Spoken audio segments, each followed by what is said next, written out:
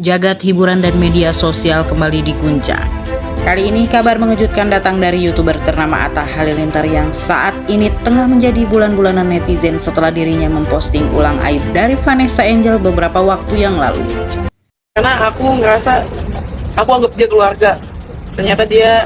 Dalam postingan ulang yang sempat di-screenshot oleh Atta Halilintar dari fansnya tersebut menuliskan tentang aib Vanessa Angel selama hidupnya. Adapun alasan Atta Halilintar memposting kembali hal tersebut diduga karena dirinya terpancing oleh netizen yang menyudutkan keluarga kecilnya.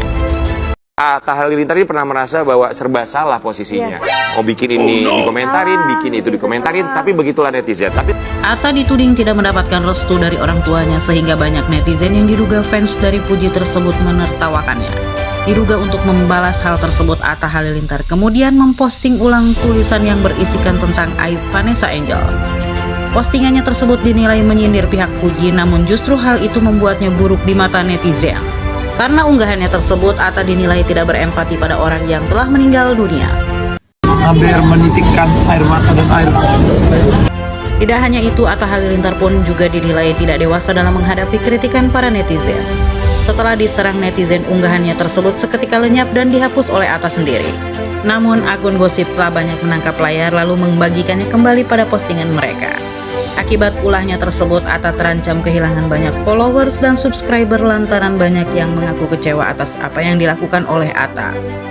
Kekecewaan netizen dan penggemarnya pun cukup beralasan lantaran Atta yang dikenal santun dan bijaksana selama ini ternyata memiliki sisi lain hingga dapat menyakiti keluarga almarhumah.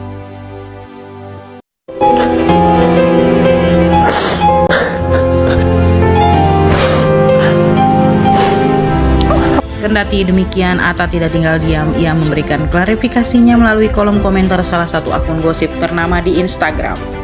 Atta menyebutkan dirinya membuat postingan tersebut bertujuan agar mengingatkan para penggemarnya agar tidak menyebar kebencian dan mengusik orang yang telah meninggal. Namun sayangnya follower tersebut tidak ada yang percaya dengan alibi dari Atta tersebut. Dampak setelah kejadian tersebut, follower dan subscriber Atta Halilintar pun akhirnya turun drastis.